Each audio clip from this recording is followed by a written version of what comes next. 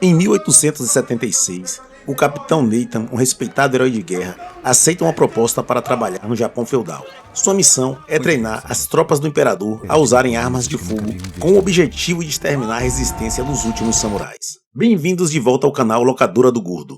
Hoje vamos resumir o filme épico de 2003 chamado O Último Samurai. O filme começa... E aí pessoal, rapidinho antes de começar, já peço desculpas pela qualidade do áudio. Agora é na raça, é na minha voz real mesmo, hein? E agora, bora pro vídeo! O filme começa com o líder dos samurais, Katsumoto, meditando em silêncio. Durante a sua meditação, ele tem uma visão de um tigre branco cercado por vários guerreiros. Um presságio que ele encara com profunda atenção. Longe dali conhecemos Nathan, capitão aposentado do exército americano. A sua vida se resume a aparições públicas como garoto propaganda da fábrica de armas Winchester. Durante uma dessas apresentações, Nathan aparece bêbado e o contratante, visivelmente irritado, ameaça demiti-lo após o evento. E mesmo assim, ele sobe no palco e ergue um rifle e dispara alguns tiros contra alguns alvos, deixando o público em êxtase. Ao sair, encontra o sargento Grant, que faz uma proposta de emprego. Eles vão até um restaurante onde encontram o coronel Bagley, o antigo comandante de Nathan, acompanhado de um japonês chamado Omura. Omura oferece $400 por mês para Nathan treinar o exército japonês. Nathan se levanta para ir ao banheiro e Bagley o segue. Ele pede desculpa pelos erros do passado, mas Nathan o encara com desprezo e diz que por $500 mataria qualquer um, mas Bagley ele mataria de graça. O grupo desembarca no porto de Yokohama. Lá eles são recebidos por Graham. Nathan inicia o treinamento das tropas japonesas, composta majoritariamente por camponeses que nunca haviam segurado uma arma. Nathan observa um senhor baixinho chamado Hasegawa, que explica que o rebelde é um samurai respeitado e se recusa a usar armas de fogo. Após o treinamento, Nathan, Graham e Grant seguem para a hospedaria. Lá Nathan folheia livros japoneses sobre os samurais e pergunta se Graham já traduziu algum. Ele muda de assunto e pede para Nathan explicar como os índios escalpelavam as pessoas. Enquanto falava, ele tem vários flashbacks do massacre dos índios, revelando o motivo do seu ódio pelo seu antigo comandante. Nas lembranças, vemos mulheres e crianças sendo finalizadas sem piedades. Durante o treinamento, Nathan comenta que os soldados têm sorte por estarem atirando em alvos parados. Omura aparece com a notícia que Katsumoto atacou uma ferrovia e ordena a mobilização imediata das tropas. O coronel minimiza a ameaça, dizendo que os rebeldes usam apenas arcos e flechas e serão facilmente derrotados. Para provar o seu ponto de vista, Nathan manda o soldado atirar nele, mas o homem se recusa, então ele atira no chapéu do soldado, que ao revidar erra o tiro, e mesmo assim o coronel insiste em atacar na manhã seguinte. No dia seguinte, o exército marcha em direção à província de Yoshino,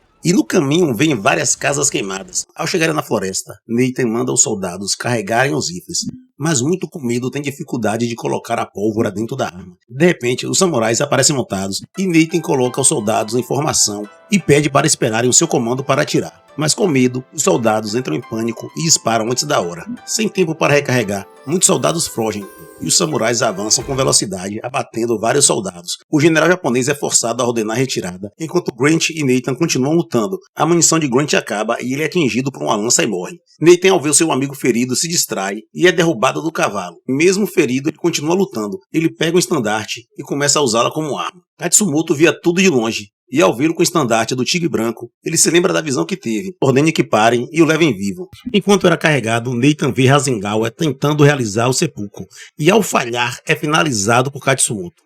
Nathan é levado para a tribo de Nobitaba, filho de Katsumoto, localizado no meio das montanhas, um local impossível de escapar durante o inverno. Ele desmaia e acorda sendo tratado por uma mulher chamada Taga. Com o passar dos dias, já recuperado, ele começa a andar pela vila, observando os rebeldes, como vivem e como é treinado os guerreiros, mas sempre acompanhado por um samurai. Ele vai até o templo, onde encontra Katsumoto. Nathan pergunta quem era o samurai que usava a armadura vermelha, que ele finalizou na batalha, e quem é a mulher que está cuidando dos seus ferimentos. Katsumoto revela que o homem era cunhado e a mulher que trata dele é a sua irmã. Com o passar do tempo, Nathan retorna ao templo e questiona Katsumoto o que deseja com ele.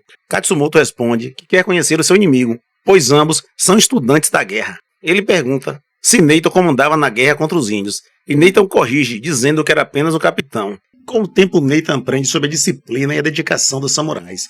Ele aprende a falar japonês e, depois de muita insistência, aprende a manejar a katana. Ele conquista o respeito da vila, e durante uma apresentação teatral, assassinos invadem furtivamente a vila e começam a eliminar alguns samurais. Eles escalam os telhados e quando estavam prestes a lançar um dardo em Katsumoto, Nathan grita alertando sobre o ataque, iniciando uma batalha brutal.